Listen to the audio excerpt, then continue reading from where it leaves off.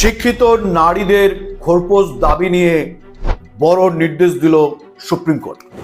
সম্প্রতি এক বিবাহ বিচ্ছেদ মামলায় এক উচ্চশিক্ষিত মহিলা, যিনি MBA ডিগ্রিধারী এবং প্রাক্তন ব্যাংক কর্মকর্তা, স্বামীর কাছ থেকে এককালীন 12 কোটি টাকা, একটি BMW গাড়ি এবং মুম্বাইয়ের একটি ফ্ল্যাট দাবি করেছিলেন খোরপোশ হিসেবে। কিন্তু সুপ্রিম কোর্ট এই দাবি সরাসরি খারিজ করে দেন।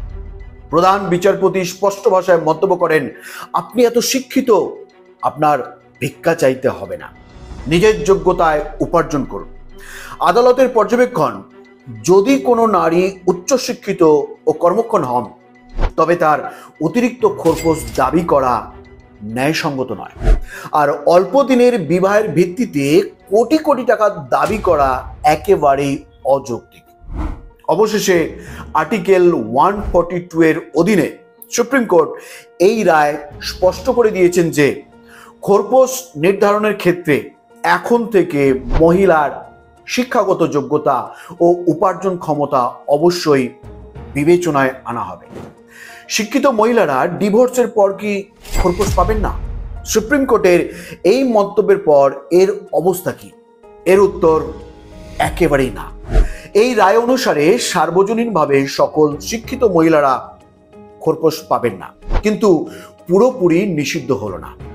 বিচারপতির মন্তব্য ছিল, মামলার বিবরণ ভিত্তিক এবং মহিলার নিজের যোগ্যতা, সক্ষমতা ও বিবাহের সময় বিবেচনা করা হয়েছিল। সংক্ষিপ্ত বিবাহ এবং উচ্চ চাহিদা, এই দুটো মিলিয়ে আদালত বলেছিলেন অতিরিক্ত দাবি ন্যায়সঙ্গত নয়। এরপর বিচারালয় আর্টিকেল 142 এর অধীনে পরিপূর্ণ ন্যায্যতায় বিবাহ বিচ্ছেদ করে এবং 4 কোটি টাকা মূল্যের একটি ফ্ল্যাট উপহার দিতে নির্দেশ দেন, যা এক ধরনের বুড়ামোড় অনতি প্রযোজ্য সমাধান। সকল শিক্ষিত মহিলার জন্য এমন একটি বিধান প্রযোজ্য নয়। এটি একটি নির্দিষ্ট পরিস্থিতির রায়। আরও অনেক ক্ষেত্রে, যেমন চাকরি ক্ষমতা আছে বলেই খোরপোশ খারিজ করা হয়েছে। তবে উচ্চ আদালত ও সুপ্রিম কোর্টের পুরনো রায়গুলোতে স্পষ্ট, শিক্ষিত হওয়া মানেই খোরপোশের দাবি অস্বীকৃত নয়। শিক্ষিত ও উপার্জনক্ষম মহিলাদের ক্ষেত্রে খোরপোশের দাবি সম্পূর্ণ নিষিদ্ধ নয়। এই বিশেষ মামলায় সুপ্রিম কোর্ট বলেছিলেন, অতিরিক্ত দাবির পরিবর্তে নিজে উপার্জন করুন এবং সীমিত সমঝোতা গ্রহণ করুন।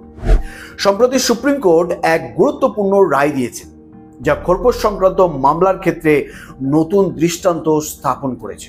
মামলাটি ছিল এক উচ্চশিক্ষিত মহিলাকে কেন্দ্র করে, যিনি MBA ডিগ্রিধারী এবং প্রাক্তন ব্যাংক কর্মকর্তা।